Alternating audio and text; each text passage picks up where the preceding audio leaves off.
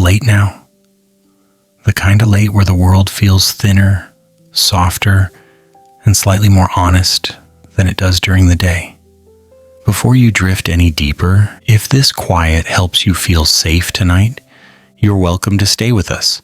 Subscribing softly keeps this place gentle and lets these nights continue. Now, rest.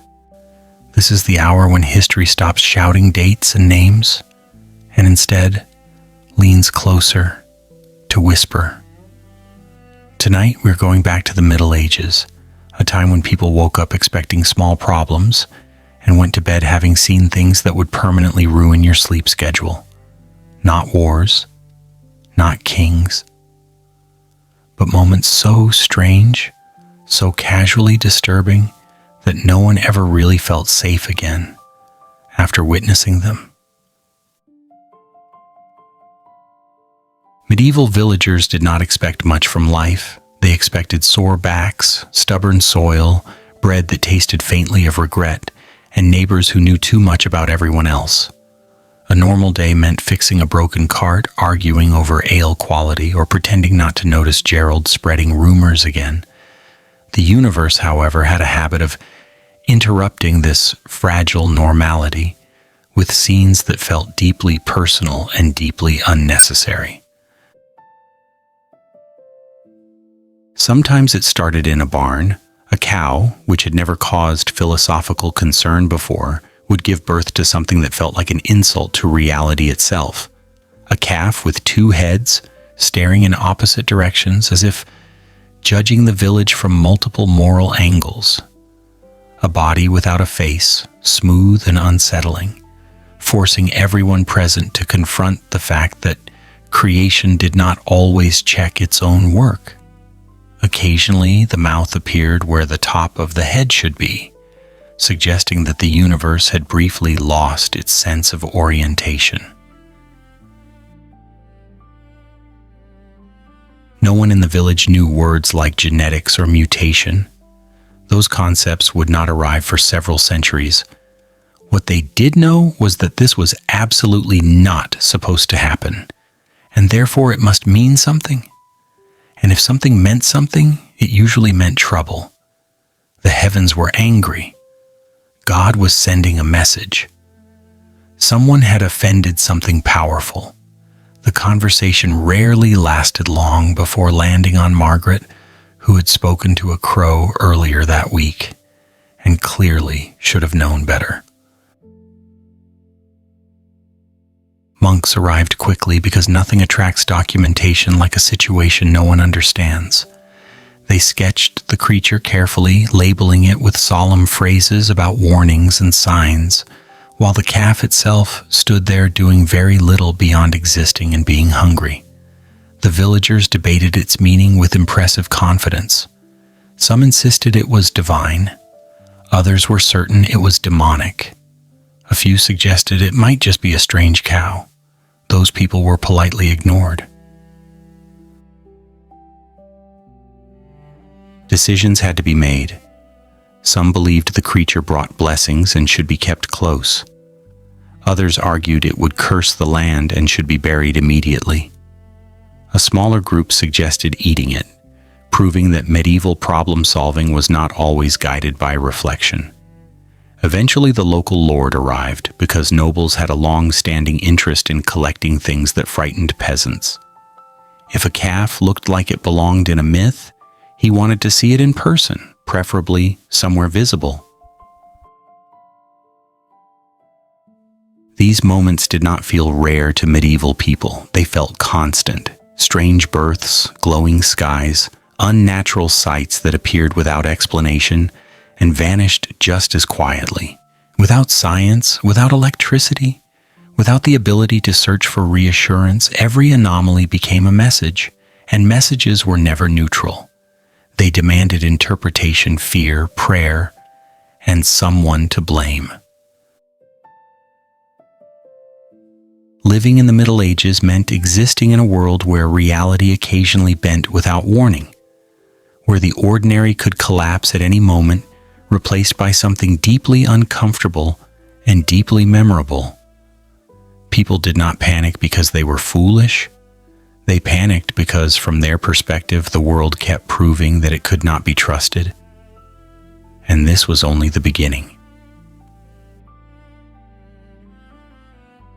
When the sky started touching things. Night made strange things easier to notice. In the Middle Ages, darkness did not simply mean the absence of light, it meant the presence of uncertainty. Without electric lamps or glowing windows, the night belonged entirely to the sky, and whatever the sky decided to do with itself. Most evenings passed quietly, with stars fixed in place and clouds drifting like tired thoughts. But sometimes, during storms, the sky reached down and touched the world, and when that happened, people did not feel chosen. They felt warned. It often began with weather that already made everyone uneasy. Wind pushed against rooftops. Rain struck the ground with impatience. Thunder rolled like something heavy being dragged across the heavens. Villagers stayed indoors. Monks muttered prayers. Sailors tightened ropes. And then, without warning, light appeared, where light did not belong, not fire, not lightning. A strange blue glow clung to church steeples, barn roofs, ship masts, and sometimes even to people themselves. It shimmered quietly, softly, like the world had been dipped into something unnatural. Today, this is called St. Elmo's fire, a harmless electrical discharge caused by strong atmospheric fields. In the Middle Ages, it had no such comforting explanation. To them, the sky had leaned down and placed its fingers on the earth, and the sky was not known for gentle intentions. When sailors saw blue flames dancing along the tips of masts, reactions varied between awe and complete emotional collapse. Some dropped to their knees, convinced angels had arrived. Others wept openly, certain they were about to die in a storm personally supervised by heaven. Captains who were expected to appear calm often stared just as wide-eyed as everyone else, pretending they had seen this many times before, which was rarely true. On land, the reactions were no calmer. A church steeple glowing blue at night did not suggest physics. It suggested judgment. Villagers whispered that demons were climbing down from the clouds, that witches had been active, that God was sending a message, and it was definitely not a friendly one. If the glow appeared on a barn, livestock was blamed. If it appeared on a house, the occupants were quietly re-evaluated by the community. If it appeared on someone's hair, which occasionally happened, that person immediately became a problem. There were always a few brave souls who reached out to touch the glow. Medieval people possessed an impressive ability to fear the unknown while still interacting with it directly. Those who touched the light often received a sharp shock from static electricity and stumbled backward. This did not calm anyone. Instead, it confirmed suspicions that the person was now charged with something invisible and potentially contagious. Priests took note. Neighbors took distance. The clergy, as always, found opportunity in confusion. Sermons grew longer and more dramatic. A glowing steeple made an excellent visual aid for reminding people of sin, obedience, and the dangers of questioning authority. At the same time, the priests themselves privately hoped the phenomenon would not return too often, preferably never during their assigned duties. There is confidence in public explanations, but very little comfort in standing beneath a glowing tower during a storm. Travelers carried stories from village to village, each retelling slightly more dramatic than the last. Some said angels walked the rigging of ships. Others insisted sea spirits were climbing aboard. Many concluded the phenomenon was triggered whenever someone offended God, which was useful because someone always had. Gerald was blamed frequently, though Margaret continued to receive her share of suspicion. The noble class reacted differently. When St. Elmo's fire appeared on castle walls or towers, it was declared a sign of divine approval, proof that their rule was blessed. Peasants shivering in fields beneath the same storm rarely agreed, but disagreement was not a medieval survival strategy. What mattered was that the glow could be interpreted in whichever way best suited those with power. The unsettling truth is that the light was harmless. It burned nothing. It destroyed nothing. It simply existed briefly, quietly, and then vanished. But for medieval people, harmlessness was not reassuring. Anything that appeared without explanation could not be trusted, especially when it came from above. The sky was not the only thing that refused to behave. Sometimes the air itself seemed alive. Hair crackled, metal hummed, objects vibrated faintly as if the world was holding its breath. People did not have words for electricity, but they felt it.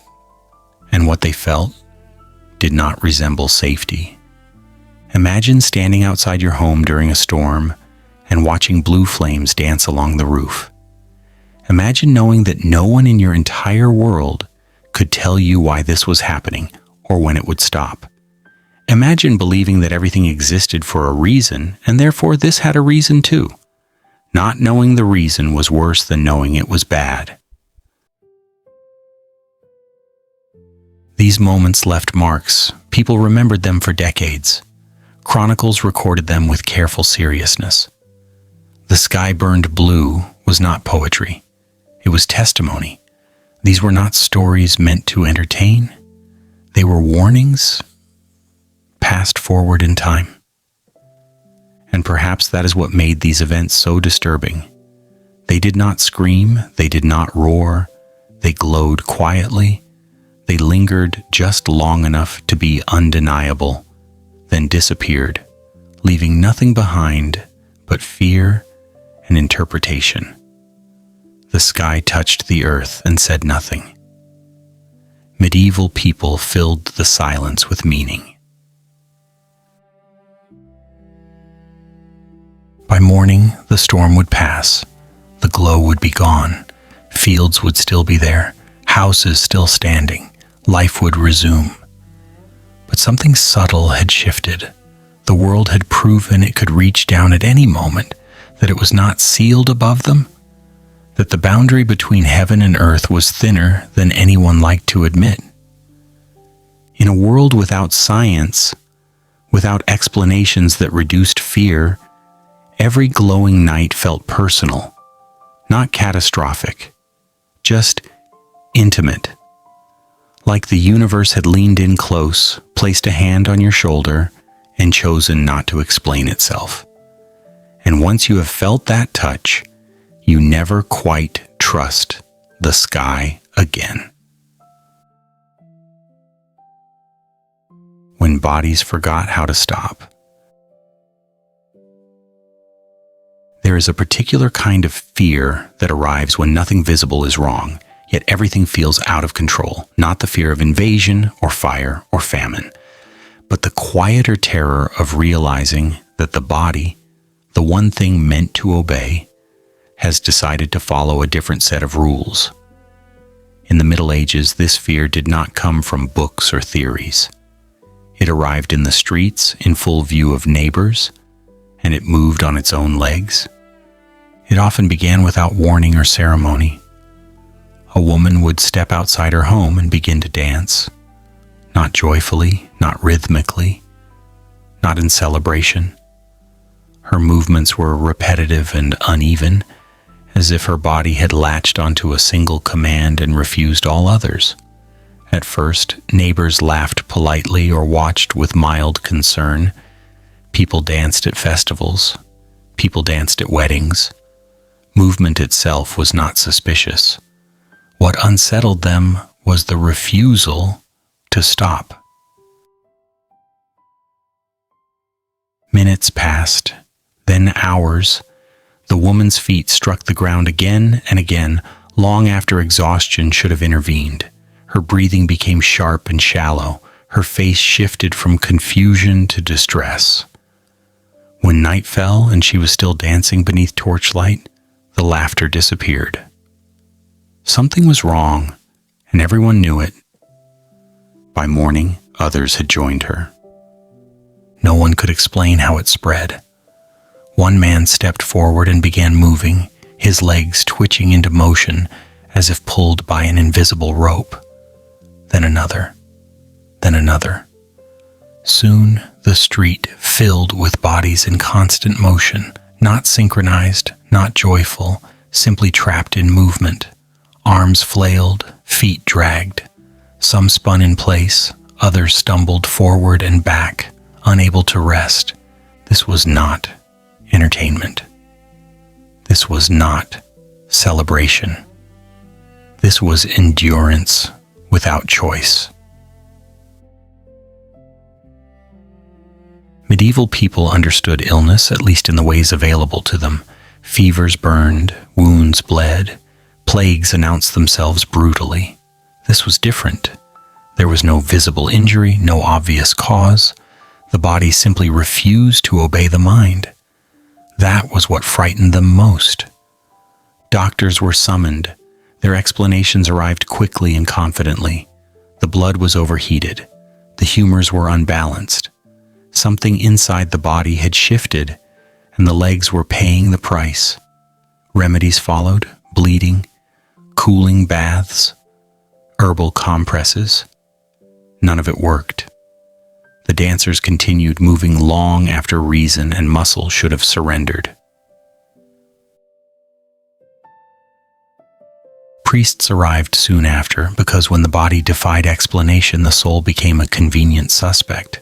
Sermons were delivered on sin, repentance, and divine punishment. Some declared the dancers cursed. Others insisted a saint had been offended. There were calls for prayer, fasting, and public repentance. None of these halted the movement. As days passed, the dancing grew more desperate. Feet blistered and split. Muscles cramped and tore. Some dancers collapsed, only to rise again moments later, their legs resuming motion as if rest had been denied by an unseen authority. They begged to be restrained. They begged for someone to hold them still. When others attempted to help, the dancers shook violently, fighting against stillness with a strength that did not feel their own. Fear spread faster than the dancing itself. People watched their own bodies with suspicion. A twitch in the leg, a tremor in the foot. Every involuntary movement felt like a warning. Parents kept children close. Workers hesitated before stepping into the streets. No one wanted to be next. And yet, there was also fascination. Crowds gathered. Medieval life was harsh, repetitive, and rarely surprising. A spectacle that broke routine drew attention, even when it terrified. Some villagers watched in silence, others whispered theories. A few treated it as grim entertainment, because in a world with little diversion, even horror could become a distraction. This discomforting truth sat quietly beneath the prayers and concern. Eventually, someone suggested music. The logic was not entirely irrational by medieval standards. If the body insisted on dancing, perhaps the movement could be guided, controlled, or exhausted. Musicians were hired, drums beat, flutes played, lutes hummed. The dancers did not stop. If anything, they moved more urgently, as if the sound fed the condition rather than easing it. Imagine dancing for hours while exhausted musicians attempt to heal you with rhythm. Imagine the humiliation of collapsing in front of neighbors, only to be dragged back into motion by your own limbs. Imagine knowing that your suffering had become public, unavoidable, and strangely communal. The town authorities intervened once productivity suffered. Crops went untended, workshops closed, taxes went unpaid. Compassion rarely motivates medieval policy as effectively as inconvenience. Their solution was practical, confident, and deeply flawed. They built a stage. They moved the dancers onto it. If the problem could not be solved, it could at least be contained. The stage filled with bodies moving endlessly under the open sky. Some danced until they collapsed. Others swayed until their legs gave out entirely. The crowd watched. Some prayed, some stared, some quietly counted how long it took before a body failed. Eventually the dancing ended, not through cure or understanding, but through exhaustion. Bodies cannot move forever. When the last dancer collapsed, the silence felt heavier than the noise had been. Survivors were carried away, weak, injured, and changed in ways that could not be easily named. The town returned to routine. Fields were worked, bread was baked, life continued because it always had to. But something remained unsettled. People moved differently, more cautiously, as if listening closely to their own legs, checking whether obedience still existed. The dancing plague left no clear answers. Historians argue about stress, famine, ergot poisoning, collective trauma. Medieval people did not debate causes for long. They remembered the experience. That was enough. The memory passed quietly from one generation to the next, folded into warnings, stories, and unspoken fears. What truly disturbed them was not the dancing itself. It was what it revealed, that the body was not a tool, but a participant, that it could refuse commands. That control was not guaranteed. In a world already filled with unpredictability, this felt like betrayal. Today we fear losing control of systems, machines, or identities. Medieval people feared losing control of themselves, publicly, visibly, in front of everyone they knew. The idea that your own legs might carry you into the street and refuse to bring you home was unbearable. The dancing plague was not frightening because it was strange. It was frightening because it was intimate. No monster required. No invasion necessary. Just the quiet realization that the boundary between intention and action is thinner than comfort allows. When the body forgets how to stop, the mind can only watch. And that knowledge, once learned, never truly leaves.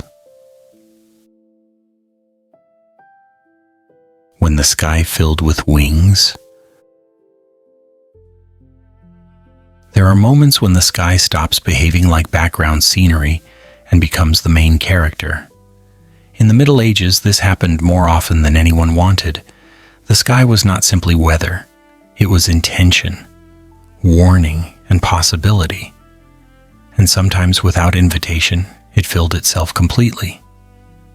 It usually began quietly, a distant sound, low and uneven, like wind that could not decide where it was going.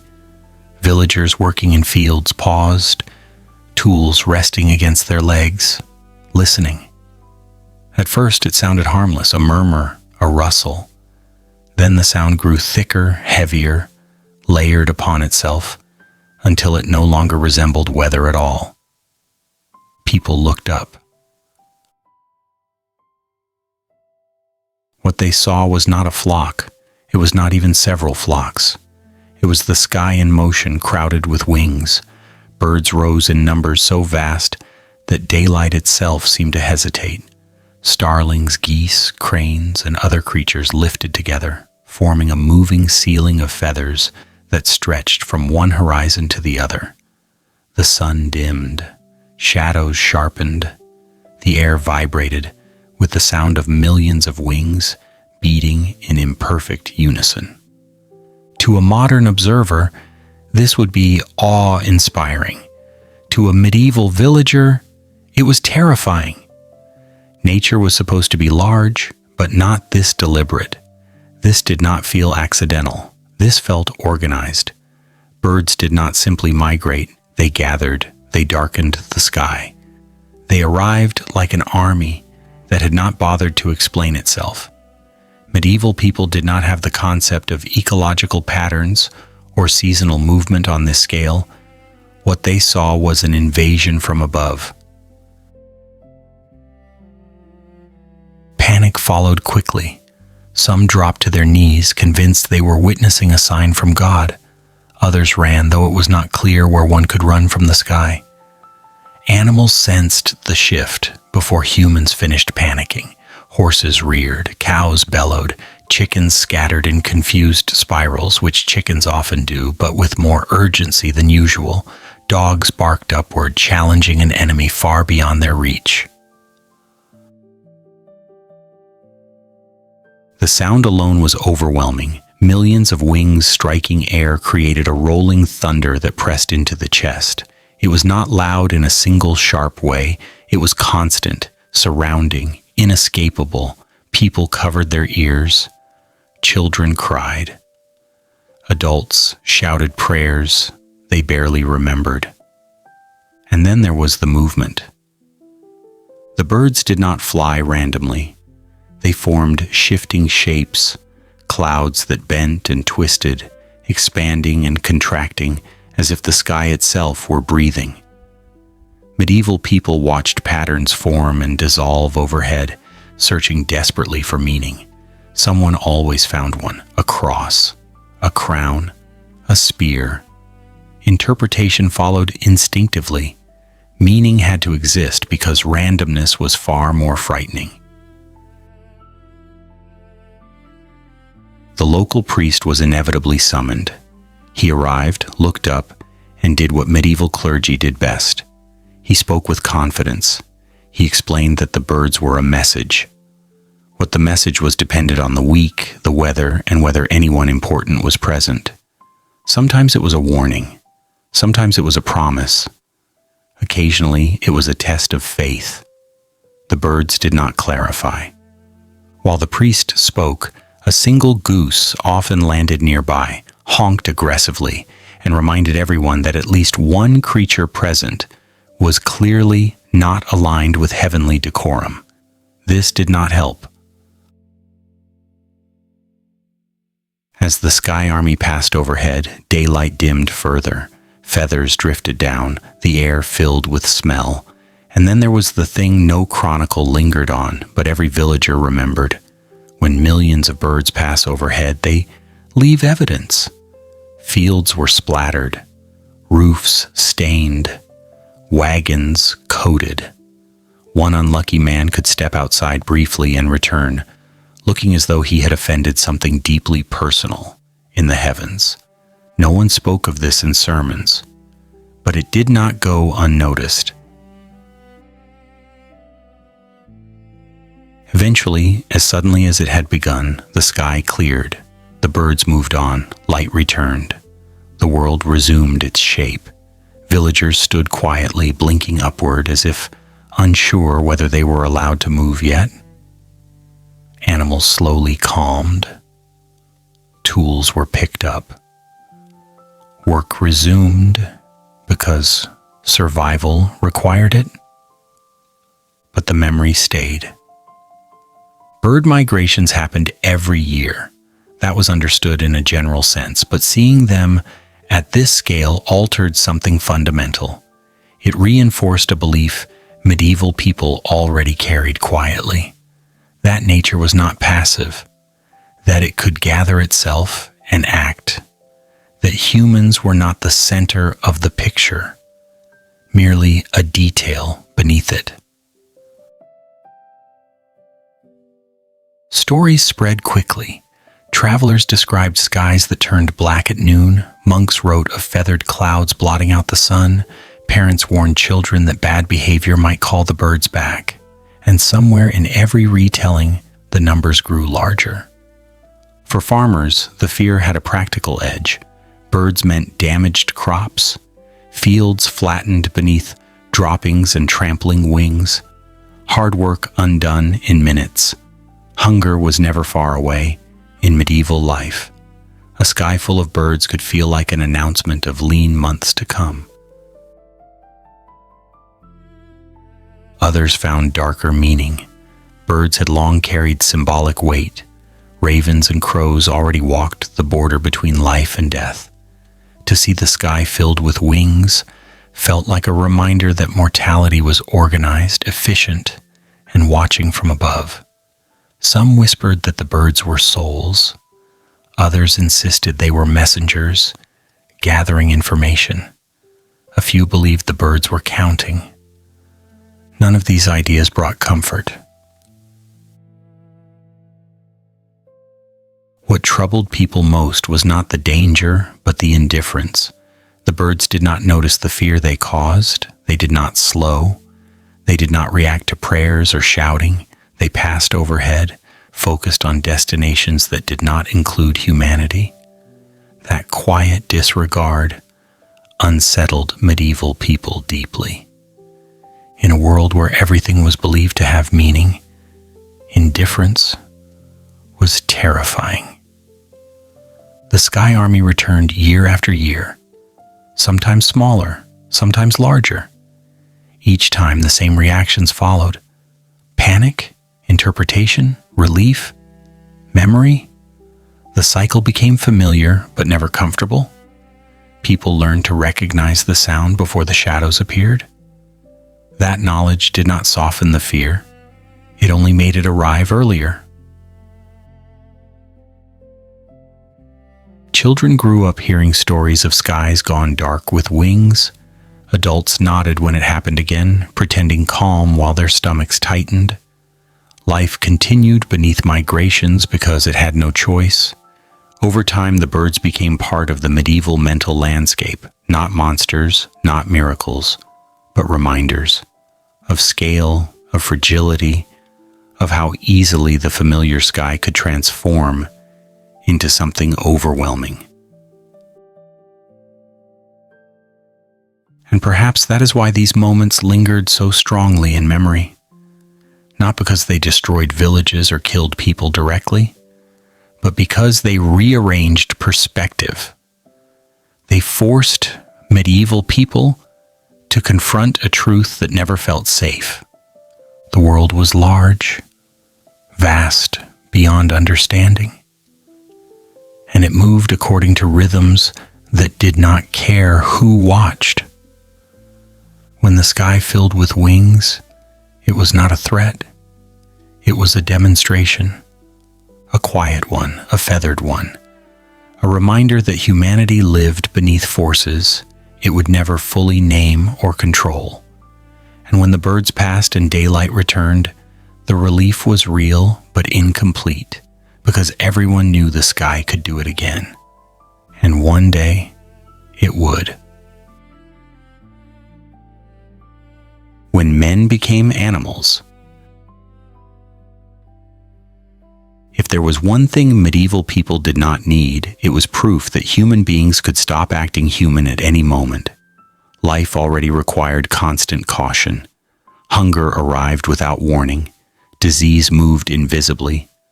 Violence was familiar enough. What unsettled people most was the idea that a man could stand before you, breathing, speaking, and then slip into something else without leaving his own skin.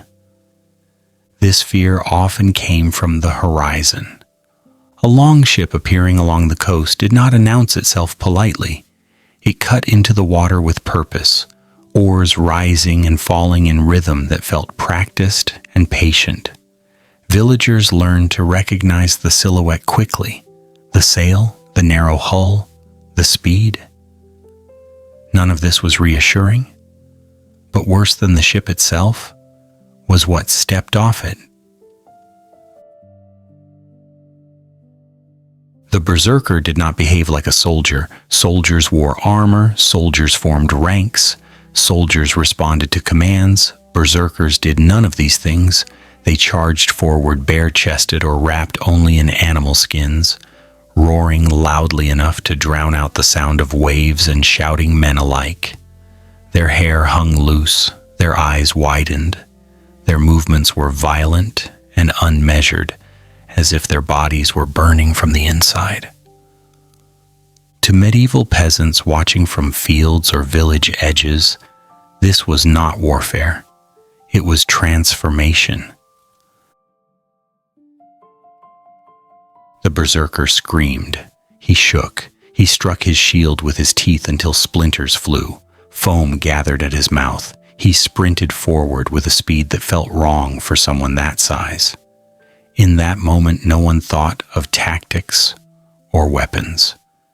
They thought of predators, wolves, bears, things that hunted because hunting was what they were. Modern historians speak carefully.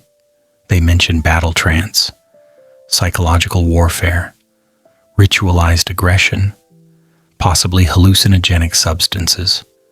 Medieval people had a simpler explanation.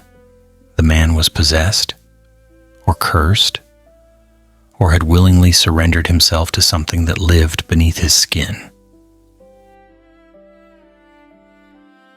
Some believed berserkers became animals in spirit. Others insisted they physically transformed, if not in shape, then in essence.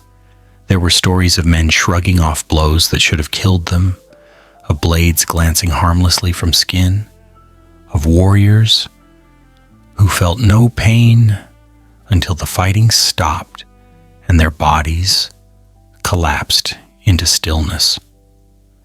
Whether these stories were exaggerated mattered less than how they felt to those who witnessed them. A berserker did not look like someone you could reason with.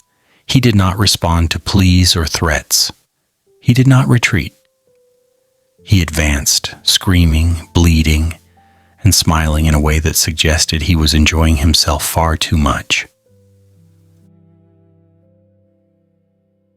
Villagers believed berserkers could not be harmed by ordinary weapons. This was not always true, but belief did not require proof. Fear traveled faster than correction. Even other Vikings treated berserkers carefully. These were not men you joked with, not men you corrected. They were invited to raids and battles, then quietly kept at a distance afterward. Useful, dangerous, unpredictable. The shield biting alone disturbed people deeply. Watching a man chew through wood like an animal gnawing bone erased any lingering sense of shared humanity. Peasants did not see intimidation tactics. They saw appetite. And appetite, once awakened, did not stop politely. There was something humiliating about this fear. Medieval peasants worked hard. They endured cold, hunger, and injury without complaint because survival demanded it. But watching a man run at you screaming, covered in sweat and animal skins, stripped away dignity. You did not fight that. You fled. And fleeing felt like admitting something terrible, that humans could become worse than beasts. Stories multiplied as they traveled inland. Berserkers who howled so loudly cattle fainted. Berserkers who fought naked in the snow without shivering. Berserkers who continued fighting after arrows lodged in their bodies. Each retelling sharpened the image. The berserker stopped being a man and became a moving nightmare. There were explanations offered, of course. Monks wrote about sin and pagan rituals. They warned that these men had rejected Christian order in favor of animal chaos. This fit neatly into existing fears. The wilderness had always been dangerous. Now it had learned to wear human faces. Others whispered about mushrooms, certain plants that grew in northern forests and altered the mind. But this explanation never gained much traction among villagers. It felt too small, too ordinary. Fear preferred larger causes. What truly unsettled medieval people was not the violence itself. Violence was common, raids happened, death arrived regularly. What disturbed them was the loss of boundary, the idea that a man could step across an invisible line and return changed, that inside every neighbor might live something waiting for the right moment to surface. After raids, survivors spoke in hushed tones. They described eyes that did not focus normally, movements that felt too fast, strength that did not seem to come from muscle alone. Children listened from doorways and learned an important lesson early. The world was not divided cleanly between good people and bad people. It was divided between those who could control themselves and those who might not. Even when no berserker appeared, the fear lingered. Any loud shout, any sudden movement, any man who seemed too intense became suspicious. Better to keep distance, better not to provoke. Over time, berserkers took on symbolic weight. They represented the edge of civilization, the place where rules stopped working. They were reminders that order was fragile and that maintaining it required constant effort. One bad harvest, one violent ritual, one man pushed too far. And suddenly, the animal returned. Medieval art reflected this anxiety. Illumination showed wild men covered in hair, wielding clubs, standing at forest edges. Sometimes they were giants, sometimes hermits, sometimes clearly human men who had chosen isolation too completely. These images blurred lines intentionally. Civilization on one side, chaos on the other, and a narrow, unstable path between. Villagers told stories of men who left society and never returned, hunters who went too deep into forests, hermits who forgot language, runaways who embraced solitude until it embraced them back. These stories fed into the same fear, that stepping away from order did not lead to peace. It led to something feral. At festivals, people dressed as wild men. They wore furs, they shouted, they pretended to kidnap maidens. Laughter followed, but uneasily. Humor allowed people to approach fear safely, to rehearse it, to keep it contained.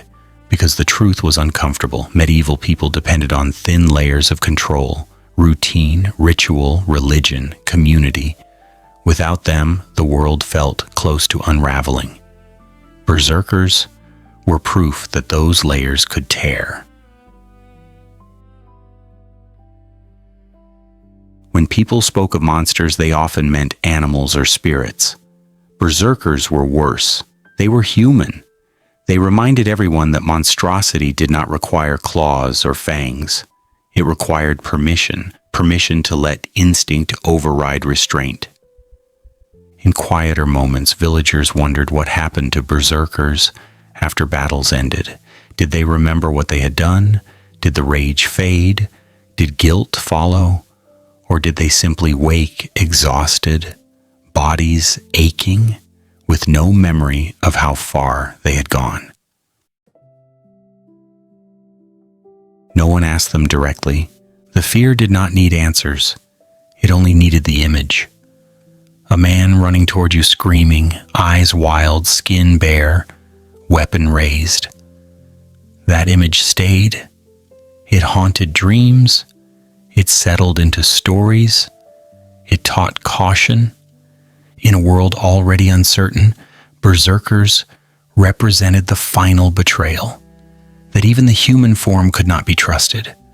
That under the right conditions, the difference between neighbor and predator could disappear.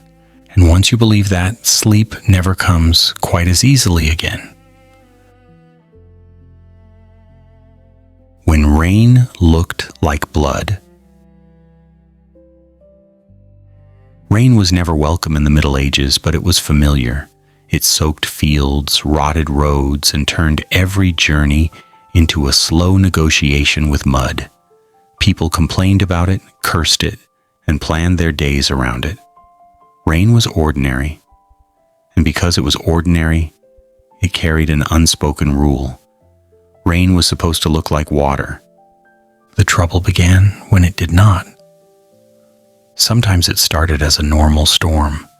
Clouds gathered low and heavy, pressing down on the horizon as if the sky itself had grown tired. Wind moved through villages with restless impatience. People closed shutters, tied down tools, and waited.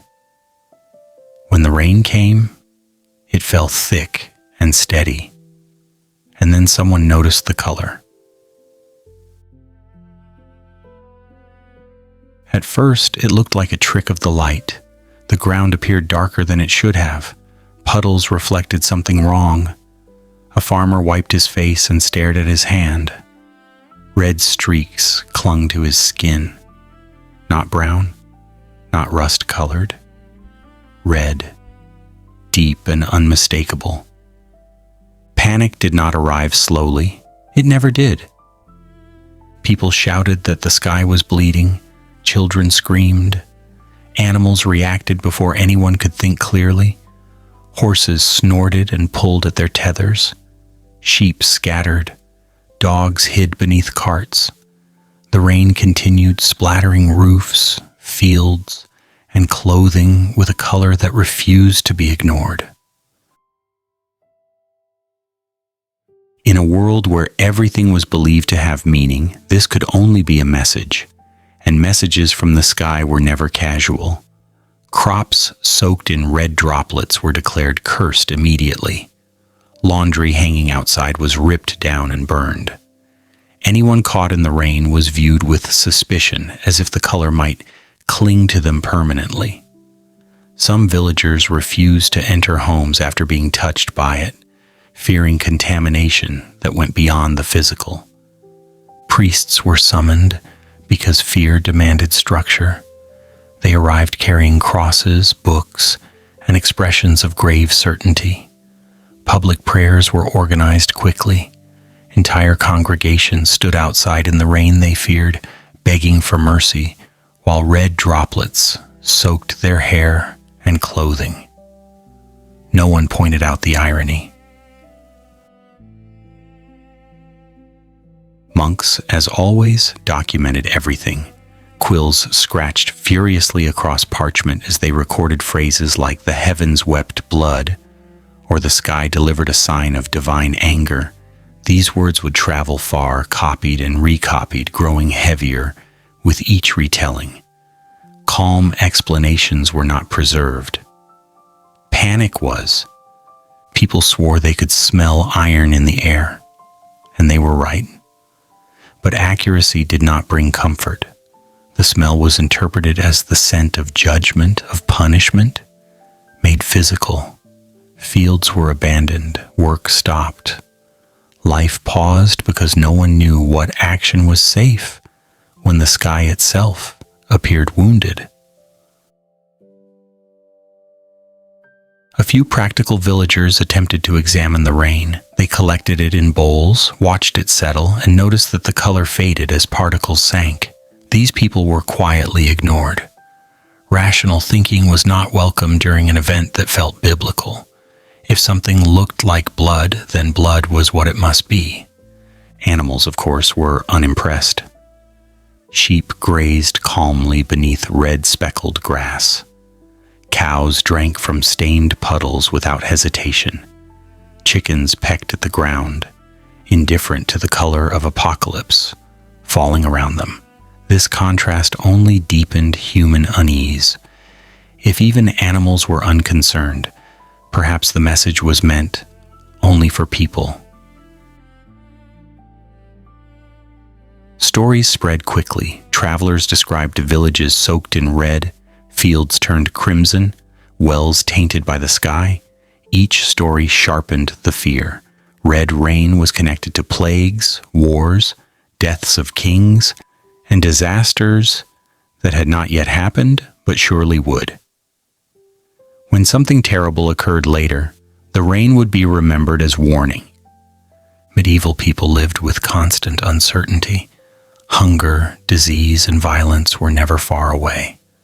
What made red rain unbearable was not danger, but implication. It suggested that suffering was not random, that it was noticed, and worse, that it was deserved. No one wanted to believe that. There were debates, of course. Some argued the rain meant repentance was required. Others insisted it marked a specific sin, though identifying which one proved difficult. Margaret was blamed again because consistency mattered. Some believed the rain marked the land itself as impure and considered relocation a difficult idea when relocation usually meant starvation. Eventually the storm passed, the sky cleared, the rain returned to its proper color. People emerged cautiously, as if expecting the world to punish them for resuming normal behavior too quickly. Fields were inspected, roofs scrubbed, wells examined. Life crept back into motion. But the fear lingered. Even after explanations emerged centuries later, dust from distant deserts carried by winds, iron-rich particles coloring rainwater, the medieval response still makes sense. They lacked the language to reduce fear. Without meteorology or chemistry, color itself became accusation. Red was never neutral. It meant blood. Blood meant death. Death meant consequence. The red rain joined a growing list of reminders that nature did not exist for human comfort. The sky did not adjust itself to reassure villages. It behaved according to forces that ignored prayer schedules and moral expectations. Parents told children about the red rain for generations, not always accurately. Sometimes it fell during famine, sometimes before war, sometimes when the world felt particularly cruel. The story adjusted itself to fit memory. What remained constant was the feeling that at any moment something ordinary could arrive wearing the wrong color. For medieval people, the color of things mattered deeply. White suggested purity, black suggested decay, red suggested urgency, violence, or divine displeasure. When rain arrived red, Iwarbe, that equality was disturbing. Unlike raids or disease, red rain did not target specific victims. It soaked rich and poor alike. Nobles were as helpless beneath it as peasants. That made it feel universal, and universal events demanded universal meaning. Some nobles attempted to spin the event to their advantage. They declared the rain a sign of their enemy's guilt, proof that rebellion or disobedience displeased heaven. This strategy rarely convinced those standing ankle-deep in stained mud. Others quietly feared that power offered no protection. That realization was dangerous. As years passed, red rain settled into the medieval imagination as a symbol rather than a memory. It became shorthand for divine displeasure, cosmic imbalance, and the idea that the world could signal its dissatisfaction visibly. Even when it did not occur, people expected it could. And expectation shapes fear as strongly as experience. By the time science offered gentler explanations, the emotional damage had already been done centuries earlier. Medieval people had learned something lasting. The sky did not need permission to frighten them. It only needed weather. Rain, once a simple inconvenience, became something else entirely, a reminder that the natural world was capable of changing tone without warning, that safety was conditional, that normality was fragile. When rain looked like blood, it was not the storm that terrified people. It was the suggestion that the universe was paying attention. And in the Middle Ages, being noticed rarely meant being forgiven. When the sky refused to stay empty. If medieval people had one quiet comfort, it was the assumption that the sky knew its place. Above meant distant, untouchable, structured. The sky held stars, clouds, and the occasional storm, but it was supposed to remain empty of intention. When something appeared there that did not belong, the effect was immediate and deeply unsettling. Medieval monks noticed first, not because they were wiser, but because they spent more time looking up. Long hours of prayer trained the eyes toward the heavens, and long hours of copying manuscripts trained the mind to record what it saw. When something unusual crossed the sky, they did not dismiss it. They documented it. The records were precise, unsettlingly so. Chronicles describe wheels of fire spinning through the clouds, shields of light hovering silently, spheres glowing red or white, drifting with deliberate slowness, shapes that moved against the wind, objects that split apart and rejoined. These were not metaphors. The monks wrote as witnesses, not poets. A monastery at dusk was a quiet place. Chanting echoed softly, lamps flickered, ink dried slowly on parchment, and then someone shouted that the sky was burning. Monks rushed outside, robes tangled, breath shallow, eyes lifted toward something no scripture had prepared them for. They stared. They crossed themselves. Some fell to their knees. Others stood frozen, unwilling to blink, in case the thing vanished before they understood it. One monk might suggest it was a natural phenomenon. He was rarely supported, natural explanations were dull, and dull explanations did not match what they were seeing. The sky was not simply glowing, it was active. It was doing something. The objects did not roar like storms or flash like lightning. They moved calmly, slowly, as if unbothered by being observed. That calmness was the most disturbing part. Violence could be rationalized. Calm could not. The shapes appeared across Europe over centuries, not frequently enough to become routine, not rarely enough to be dismissed. They appeared during battles, during religious festivals, during ordinary evenings. Sometimes they were seen by crowds, sometimes by a single, terrified witness whose testimony was taken seriously because monks were not known for seeking attention.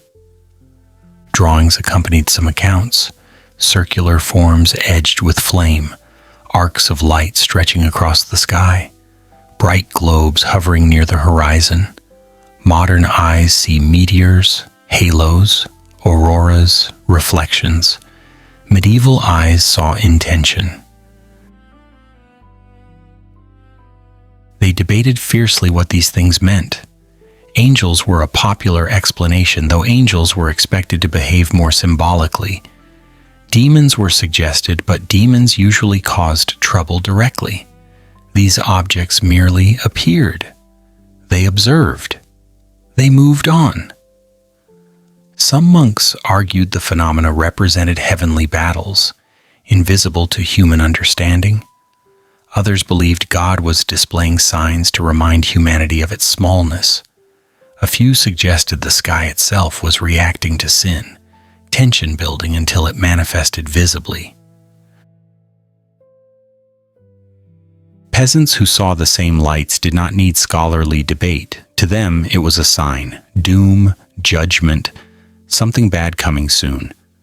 Gerald was blamed again because tradition matters. The most unsettling reports described objects that lingered, not flashes, not streaks, things that hovered.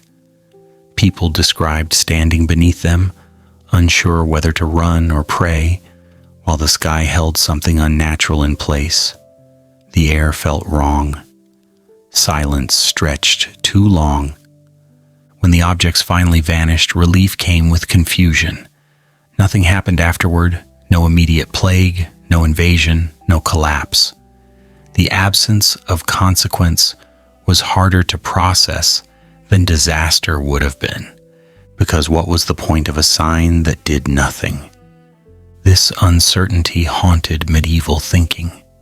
Signs were meant to warn or instruct.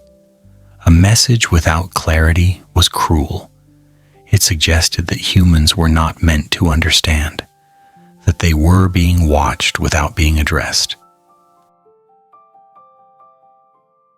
Monks copied these accounts carefully. They did not embellish emotion. They described position, shape, movement, time of day, weather conditions. The seriousness of tone is what makes these records unsettling even now. These were not hysterical men. They were disciplined observers, writing down something that did not fit. Centuries later, readers would laugh or speculate. Medieval readers did not laugh. They accepted the accounts as part of a world already filled with unexplained forces. The sky was no longer empty. It was occupied.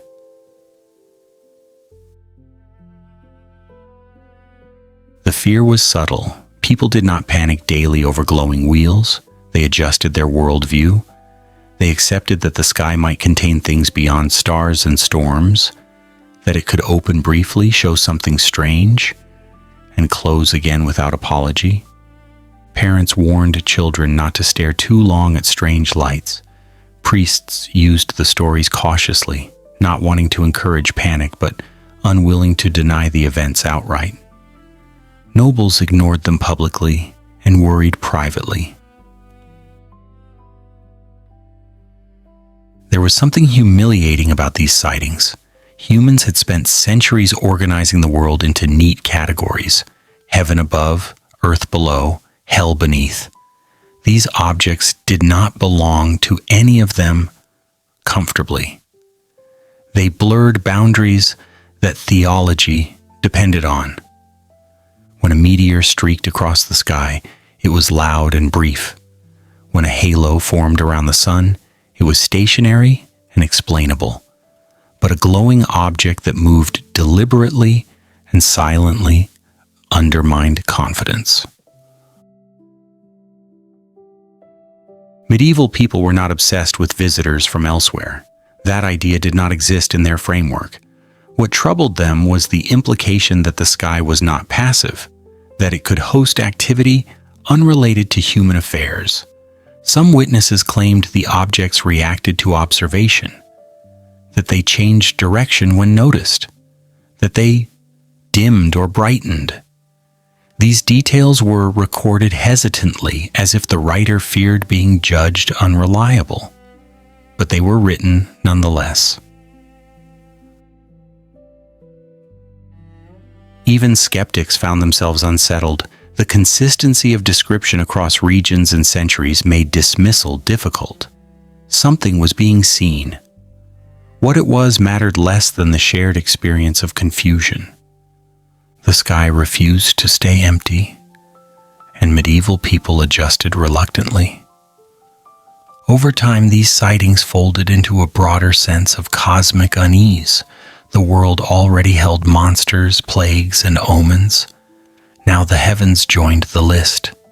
People prayed not only for protection from earthly dangers, but for clarity, for reassurance that the universe was not quietly rearranging itself above their heads. That reassurance never came. Instead, the lights appeared when they wished, left no explanation, and vanished. They did not threaten. They did not promise. They simply existed long enough to be remembered. And perhaps that was their greatest impact. They taught medieval people that not everything was meant to be understood, that some experiences existed purely to disrupt certainty. In a time when knowledge was hard-earned and easily lost, uncertainty was dangerous. It bred fear, speculation, and obedience. A sky that refused to remain empty encouraged humility of the most uncomfortable kind. Humility born of confusion. By the time dawn arrived after such sightings, life resumed. Fields needed tending, bread needed baking, children needed feeding. The sky returned to its familiar role, but the memory lingered. Once you have seen something impossible, hovering calmly above you, the ordinary sky never looks quite the same again. And medieval people, lying awake at night, listening to wind and distant bells, sometimes wondered whether the sky was truly empty or merely waiting. When the forest glowed back. Forests were never neutral places in the Middle Ages. They were not scenery, they were boundaries, the line between safety and disappearance. Villages pressed up against their edges cautiously, clearing just enough land to survive, never enough to feel confident. Beyond the last fence post, the trees took over, and the trees did not explain themselves. People avoided forests at night whenever possible, not because they were ignorant, but because they were observant. Too many things happened there that returned incomplete. Travelers went in and did not come back. Sounds traveled oddly, light behaved badly, and sometimes when darkness settled fully and the moon hid itself, the forest did something profoundly unsettling. It glowed. It began as a faint suggestion rather than an announcement, a soft greenish light, low to the ground, clinging to fallen logs, tree stumps, and rotting branches. At a distance, it looked like something breathing slowly. Not fire, not reflection. Something colder. Something patient. Today we call it foxfire. Bioluminescent fungi feeding on decaying wood. In the Middle Ages, no one had words that small. What they had instead were stories. Imagine walking through a forest path late in the evening, already regretting the decision. The air smells damp. The ground shifts underfoot. And then you see it. A log glowing gently as if holding a piece of trapped moonlight inside. You stop. Your heart accelerates. You tell yourself it must be imagination. Then you see another and another. The forest is answering your presence. People ran. They dropped firewood. They abandoned carts. They fled so fast they learned new limits of their own legs. Glowing wood was not interpreted as a curiosity. It was interpreted as a warning. The dead were restless. Spirits were gathering. The forest was active tonight. Stories spread quickly because fear moves faster than fact. Peasants whispered about souls trapped in trees, about drowned travelers lighting the way for others to join them, about fairies holding meetings deep in the woods. Medieval fairies were not friendly creatures. They were unpredictable, vindictive, and deeply offended by human presence. Priests added their voices cautiously. Some warned villagers to avoid glowing areas entirely. Others claimed the light marked places of sin or spiritual imbalance. No one suggested touching it. Touching glowing things in the Middle Ages rarely ended well. Of course, someone always did. Braver or more foolish villagers reached out and broke off glowing pieces of wood. The light clung stubbornly, refusing to extinguish. Carrying it felt wrong, like holding something that did not belong in human hands. People brought glowing branches home, not out of curiosity, but out of fear that leaving them behind might invite something worse. The reactions were mixed. Some households used the light as a crude lantern, grateful for illumination that did not require flame. Others panicked and threw the wood outside, convinced it would attract spirits.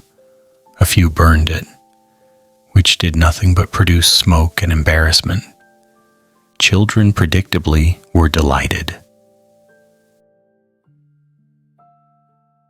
Medieval children had little sense of existential dread. They poked the glowing wood with sticks. They carried it around like a prize. They ran into houses glowing faintly green, terrifying parents who were already exhausted. To children, the forest had given them something interesting. To adults, it had crossed a line. The forest itself did not help its case. Forests already produced strange sounds at night, wind through branches, animals moving unseen, cracking wood. Adding light to this environment transformed unease into certainty. Something was watching.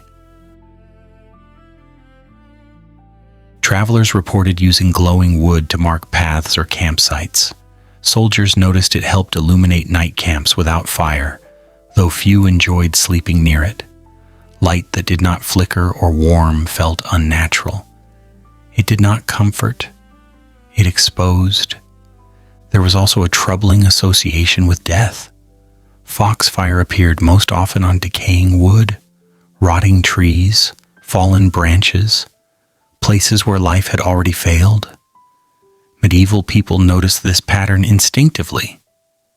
The light did not appear on healthy trees. It chose decay. That alone was enough to connect it with souls, corpses, and unfinished business. Parents warned children not to follow glowing lights deeper into the forest. Many folk tales grew from this caution. Stories of travelers lured by gentle lights only to disappear into bogs or ravines. The light itself did not kill them. The terrain did. But separating cause from symbol was never the medieval priority. The glowing forest became part of the cultural map. Certain areas were avoided entirely.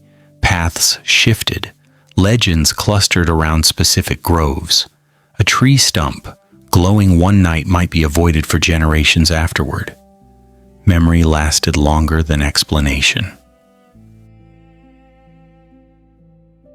Monks wrote about foxfire sparingly. When they did, they described it as unnatural but restrained. Not violent, not chaotic, simply present. This quietness made it worse. There was no explosion, no sound, no immediate threat. Just light where light should not be. Medieval people expected danger to announce itself loudly. Wolves howled. Bandits shouted. Storms thundered.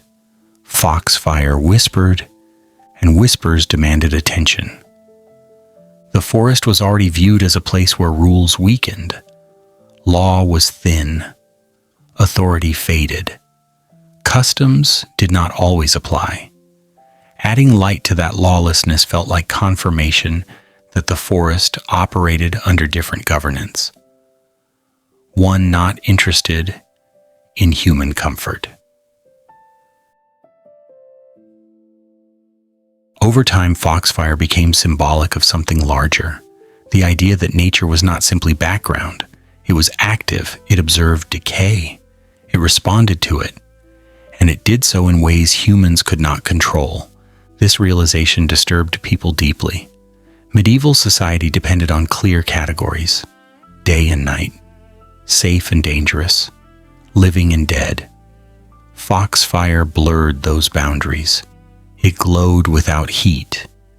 It illuminated without saving. It marked decay without destroying it. Even today, bioluminescence feels strange. Beautiful, yes, but also unsettling. Medieval people did not have the luxury of aesthetic distance. They encountered it in places where fear already lived. When the forest glowed back, it felt like a response, like acknowledgement. Humans had entered the forest. The forest noticed. And once you believe that the forest can notice you, everything changes. Paths become narrower. Shadows grow heavier. Silence thickens. You walk faster. You avoid eye contact with darkness. You listen harder than necessary. The forest did not chase people. It did not need to. The glow was enough. By morning, foxfire faded. Sunlight erased it completely. The forest returned to its usual shade. People ventured back cautiously, reassured by daylight, but unwilling to forget what had happened. Because the forest had revealed something important, that it was not empty, not passive, not indifferent. It held its own quiet phenomena, its own rules, its own way of responding to decay and time. And sometimes when humans stepped into it at the wrong hour, it answered back with light, a light that did not guide, did not warm, did not save, only reminded them that the forest was alive in ways they would never fully understand. When people suddenly burned.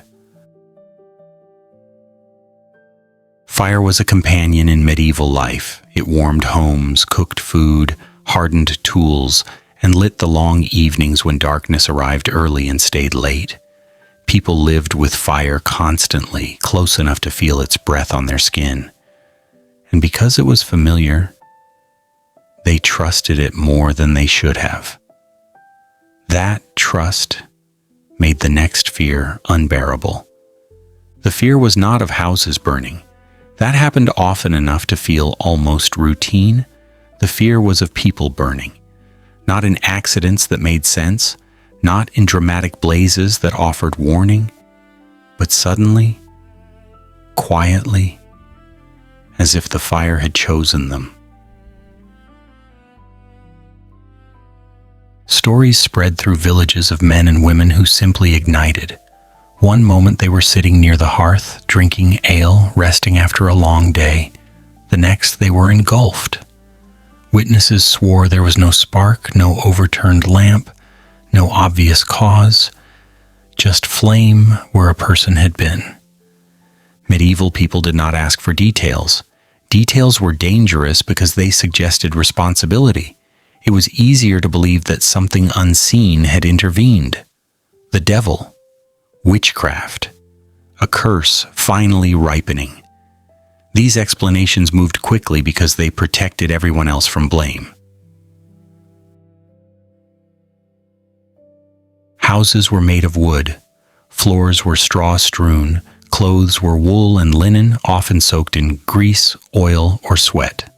Fire was always waiting. But medieval villagers preferred not to think about that.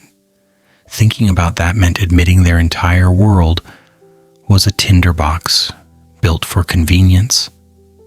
Monks recorded cases with chilling calm, a body reduced to ash, the room untouched, legs left intact, standing strangely where the rest had vanished. This detail appeared so often it became expected. Ash and legs? Fire that respected boundaries for reasons no one could explain. The image lingered. It crept into sermons and stories. If fire could burn a person completely while sparing furniture, then the fire was not natural. It was selective. And selective fire had intention. Priests warned congregations to live righteously, not because righteousness prevented accidents, but because fear demanded rules. A person who burned must have done something wrong, something hidden, something worthy of punishment. This belief reassured those still alive. If burning required guilt, then innocence offered safety. Of course, people still sat too close to flames. They still fell asleep near candles. They still spilled lamps and knocked over braziers. But when someone caught fire, no one spoke of oil-soaked clothes or open embers. They spoke of sin. Witches became convenient explanations. Someone had been cursed. Someone had been marked. Someone had been seen muttering. Someone had offended the wrong neighbor. Logic rarely survived panic. The fear spread unevenly. Some villages saw one case and panicked for generations. Others dismissed the stories until it happened close enough to feel real. Once it did, caution turned into obsession. People began watching each other near fire. Who stood too close? Who drank too much? Who fell asleep carelessly? These habits had always existed. Now they felt dangerous. Suspicion followed. Some communities attempted practical solutions. Rules were suggested about sleeping near hearths, about securing lamps, about avoiding fire after heavy drinking. These rules rarely lasted. They required effort and humility. Blame was easier. The idea that a human body could become fuel without warning struck deeply. Medieval people already lived with the knowledge that disease could take them overnight. Fire doing the same felt like betrayal. Fire was supposed to serve. Children absorbed the fear quickly. They were warned not to play near flames. Not with the usual casual caution, but with stories. Of neighbors who vanished into ash. Of bodies that burned without screaming, of rooms left eerily untouched. Fear teaches efficiently. There was also fascination. Stories were repeated late at night, voices lowered. People imagined the moment of ignition. Was there pain? Was there warning? Did the person know what was happening? Curiosity mixed with dread in a way that felt shameful. Modern explanations are unromantic. Spilled alcohol, tipped lamps, clothing acting as a wick, slow burns mistaken for sudden ones. But medieval witnesses did not think in slow processes. They remembered the moment flames appeared. Memory is selective when fear is involved, and memory shaped belief. The fear of spontaneous burning changed behavior in subtle ways. People moved more carefully around fire, at least when they remembered. They hesitated before sleeping. They glanced at flames with a new awareness. Fire was no longer neutral. It also changed how people viewed the body. The body became fragile in a new way, not just vulnerable to disease or injury, but to transformation, to becoming something else entirely in seconds. This fear was deeply personal. It did not require armies or disasters. It required only proximity. You could burn alone, quietly, at home, without witnesses. That intimacy made it terrifying. Communities developed rituals meant to ward off burning, blessings of hearths, prayers before sleep, objects placed near fires for protection. None of these reduced risk, but they reduced anxiety, and anxiety mattered. When someone burned, grief was complicated by suspicion. Was the victim cursed? Was the household unsafe? Did the fire mark a larger problem? People avoided homes where burning occurred, not out of cruelty but fear of contagion that was never clearly defined. Fire stopped being only a tool. It became a test, a reminder that safety depended on forces humans did not fully command. The hearth that warmed you tonight might judge you tomorrow. As with so many medieval fears, the terror lay not in frequency but possibility. It did not need to happen often, it needed only to be imaginable. And it was. Even centuries later, the stories persisted. They softened, blurred, but remained. Fire that chose people, bodies that burned selectively, a warning that comfort was conditional. In truth, medieval people lived surrounded by flame in ways modern people rarely do. Candles, torches, braziers, kilns. Fire was everywhere. They managed it with remarkable skill. But skill does not erase fear. When people suddenly burned, it was not just the fire that frightened them. It was the idea that the ordinary could turn lethal without changing shape, that the same hearth that cooked your supper could erase you entirely.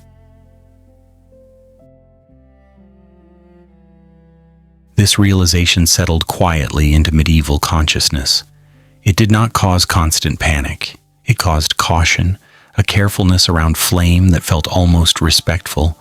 Fire was alive, in a way. It watched. It waited. It responded to carelessness, or perhaps to something else entirely.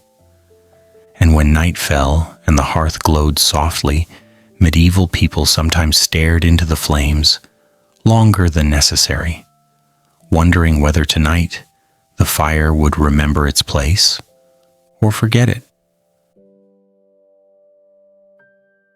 When children arrived from somewhere else.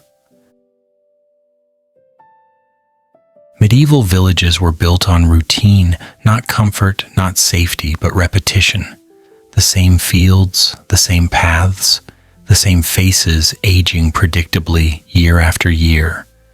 Change came slowly, and when it arrived, it usually announced itself through famine, disease, or war. What did not arrive slowly were strangers. And what frightened people most were not armed men or wandering beggars, but children who did not belong. Children were supposed to make sense. They were born. They grew. They learned the village rhythm by watching it. When a child appeared without that rhythm, without origin, without explanation, something fundamental broke. Stories circulated across medieval England of two children found wandering near a village, emerging from a pit meant for wolves. Their skin was green, not pale, not sickly, green. The kind of detail that does not soften with retelling. They spoke no recognizable language. They cried when spoken to. They refused bread. They refused meat. They refused almost everything. Except beans. The villagers did what medieval villagers always did first. They stared, they whispered, they argued, and then they panicked quietly. Green skin was not a symptom they recognized. Illness had patterns. Injury had causes. This had neither. The children did not appear weak. They appeared confused, and confusion without context felt dangerous. Some villagers believed the children were cursed. Others believed they were spirits. Fairies were mentioned quickly, as they always were when children behaved incorrectly. Fairies took children. Fairies replaced them. Fairies did not explain themselves. The children were taken in cautiously, fed what they would accept, watched constantly. People noticed that as they ate more varied food, the green color slowly faded. This detail unsettled almost everyone. It suggested transformation. Transformation implied instability. The boy did not survive long. His death only deepened the mystery. The girl lived. She learned the language. She tried to explain where they came from. Her words did not help. She spoke of a land without sun, of constant twilight, of people who lived underground, of crossing a river of light and emerging into a world that hurt her eyes. Medieval listeners nodded. This explanation fit perfectly, not because it made sense, but because it sounded correct. Children from another world. The story did not end there. It never does. Across medieval Europe, similar accounts appeared. Children who spoke strangely, children who knew nothing of local customs, children who behaved correctly but did not belong. Some were later explained as lost migrants, victims of famine, or children displaced by war. But medieval people did not think in demographic terms. They thought in categories of belonging. A child who did not belong threatened the boundaries of the village. If a child could appear from elsewhere, uninvited, then the village was not closed. It was permeable, and permeability was frightening. Children also carried symbolic weight. They represented continuity, the future behaving as expected. When children disrupted expectation, it felt like time itself had become unreliable. There was also guilt. Medieval people understood hunger. They understood neglect. When strange children appeared, some villagers wondered whether they had failed to notice suffering nearby. That thought was uncomfortable. Otherworldly explanations were easier. The idea of children from beneath the earth carried deep resonance. Medieval cosmology placed many things underground: hell, spirits, the dead, fairies, roots of the world itself.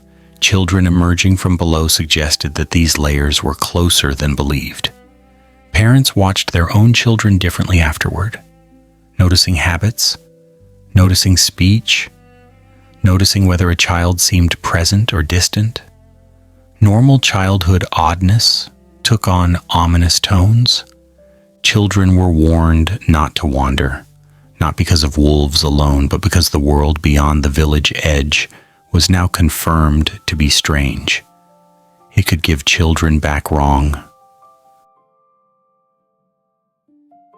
The Green Children story survived because it refused closure. No punishment, no lesson, no clear cause. Just arrival, confusion, fading color, and silence. Medieval chroniclers recorded it carefully without judgment. That restraint made it more unsettling. They did not argue. They did not explain. They simply noted that it happened. And because it was written, it became possible. Other stories followed similar shapes. Children who could not eat normal food. Children who feared sunlight. Children who spoke of places that did not exist. Children who remembered nothing of parents or homes. Each case reinforced the idea that childhood was a doorway, not a fixed state. The medieval world already believed children were closer to the divine, or the demonic, or both. They had not yet hardened into certainty. That liminal status made them dangerous vessels for strangeness. Some communities treated such children gently. Others treated them with suspicion. A few treated them harshly. Fear does not distribute kindness evenly. What remained constant was discomfort. These children reminded villagers that identity depended on context, language, food, custom. Without those, a person drifted, and drifting people unsettled societies built on place. Modern explanations attempt to tidy the story. Malnutrition causing green skin, orphans speaking a dialect unfamiliar to locals, trauma producing strange behavior, all plausible, none satisfying. because plausibility was never the point. The story endured because it expressed something medieval people felt but could not articulate, that the world had gaps, that things slipped through, that the village was not as sealed as it appeared. Children arriving from somewhere else embodied that fear perfectly. They were not threatening in strength, they were threatening in implication. If children could arrive from elsewhere, what else could? Medieval people lived surrounded by signs: comets, plagues, strange births, glowing forests, burning bodies. Each sign suggested the world was communicating. The green children felt like a message delivered softly, without clarity. And messages without clarity are the hardest to ignore. The girl eventually grew up, married, lived an ordinary life by some accounts. That ending almost made the story worse. It suggested assimilation did not erase origin, that someone could come from elsewhere and still function. The village did not forget. It never does. Children remained suspect carriers of strangeness long after. Their games were watched, their words weighed. Innocence did not equal safety. The medieval world was not cruel to children by default. It was cautious. Caution sharpened by the belief that not everything that looked human arrived from human places. The green children became shorthand for this anxiety, a reminder that belonging required more than appearance. Even now the story lingers, not because we believe children come from underground worlds, but because we still fear unexplained arrivals, migrants, refugees, outsiders who do not speak correctly or eat familiar food. The story changes shape. The discomfort remains. Late at night, medieval villagers told the story quietly, not to frighten children but to warn adults. The world was larger than fields and fences. It could deliver surprises gently, and gentle surprises were often the most dangerous, because they asked questions without offering answers. And in a world built on certainty, unanswered questions were the greatest threat of all. When strangeness became ordinary. By the end of it all, medieval people did not live in constant terror. That is the part often misunderstood. They were frightened, yes, but not paralyzed. Fear, when it becomes familiar, loses its sharpest edges. It settles into habit. It becomes background noise. And the Middle Ages were very good at turning the extraordinary into routine. Strange births happened. Forests glowed. The sky misbehaved. People danced without wanting to. Children appeared without explanation. Bodies burned when they should not have. None of this stopped the fields from being plowed or bread from being baked. Life continued, not because the world made sense, but because it had to. Medieval people did not wake each morning asking whether reality would hold together. They woke asking whether the cartwheel would break, whether the grain would spoil, whether the weather would cooperate. The strange events did not replace ordinary worries. They layered themselves on top of them. That layering mattered, because it meant that the medieval world did not collapse under mystery. It absorbed it. When something unusual happened, it was discussed intensely at first. Blame was assigned. Meaning was debated. Stories were shaped carefully. Then slowly, the event hardened into memory. Memory became story. Story became precedent. And precedent reduced panic. The second time something strange happened, it was less shocking, not comforting, but familiar. Familiarity dulled fear just enough to make survival possible. This was not ignorance. It was adaptation. Medieval people did not lack curiosity. They lacked insulation. They lived closer to death, darkness, and unpredictability than most modern societies. When the world behaved strangely, they did not immediately assume error. They assumed communication. Everything meant something. That belief made terror manageable. If an event had meaning, then it was not random. If it was not random, then it could be endured. Signs were interpreted, argued over, and eventually folded into a shared understanding of how the world behaved when no one was watching closely. Over time, these strange occurrences shaped behavior in quiet ways. People avoided forests at night. They watched the sky with suspicion. They treated fire with reverence. They looked at children carefully. They listened to monks even when they disagreed. None of this eliminated danger. It redistributed it. Fear became communal rather than personal. A strange event did not belong to one individual. It belonged to the village.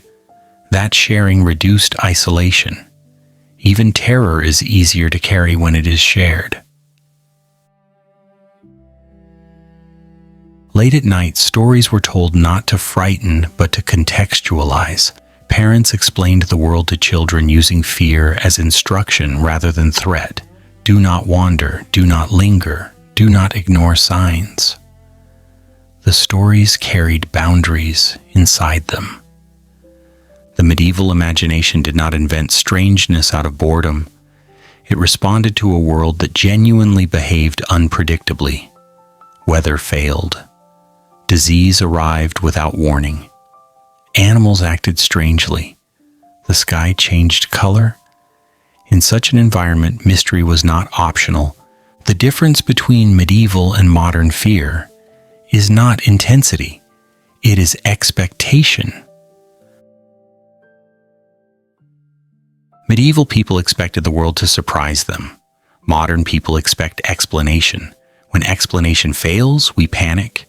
Medieval people panicked when meaning failed. As long as something could be framed as a sign, it fit. This framing did not make them foolish. It made them functional. Strangeness became part of the landscape, like bad roads, like poor harvests, like taxes. It was endured, cursed, joked about, and eventually normalized. Humor played a role here too.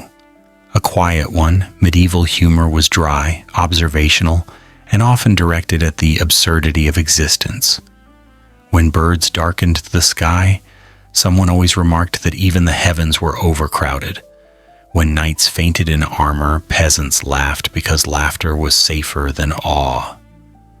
Mockery, deflated terror, just enough to keep it from consuming everything. Religion, too, provided structure, not certainty, but narrative. Events fit into a larger story, even if that story was vague. A vague explanation was still better than none. Importantly, medieval people did not chase every mystery to resolution. Many things were allowed to remain unresolved. This tolerance for ambiguity is rare today, but it was essential then. Unanswered questions were not always threats. Sometimes they were reminders of limits. The medieval world accepted limits. Knowledge had edges. Authority had gaps. Power faded in forests and at night. Humans were not central to everything. That humility shaped how strangeness was handled. The world did not owe explanations. People owed caution. As generations passed, the stories accumulated, not as proof of chaos, but as evidence of continuity. The world had always been like this. It always would be. Children grew up hearing these stories not as warnings of imminent doom, but as lessons in attention. Watch carefully, listen closely. Do not assume safety. Do not assume danger either. Strangeness was not always hostile. Sometimes it simply existed. This distinction mattered. It allowed medieval people to live alongside fear rather than under it. The truly terrifying idea was not that strange things happened. It was that one day they might stop. Because a world that never surprises you is a world that no longer responds. A dead world. Medieval people did not want a dead world. They wanted a difficult one, a demanding one that required vigilance. That vigilance created resilience. So when the sky glowed, they prayed. When the forest shone, they retreated. When children arrived from nowhere, they fed them cautiously. When fire behaved badly, they blamed forces beyond themselves and adjusted behavior quietly. Life went on. This endurance is easy to miss when focusing only on the strange, but it is the most important part of the story. The Middle Ages were not defined by fear. They were defined by coexistence with uncertainty. And in that coexistence, medieval people developed a skill we often lack: the ability to accept that not everything is for us to understand.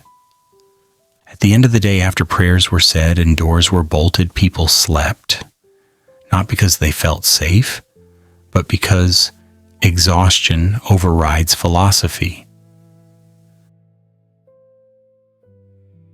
Sleep itself became an act of trust. Trust that the world would hold together until morning, or at least that it would be familiar enough to navigate again. That trust was not naive. It was practiced. And perhaps that is the quiet lesson hidden beneath all the strange things medieval people saw. Not that the world was terrifying, but that it was livable, even when it glowed, burned, danced, screamed, and refused to explain itself. Especially then.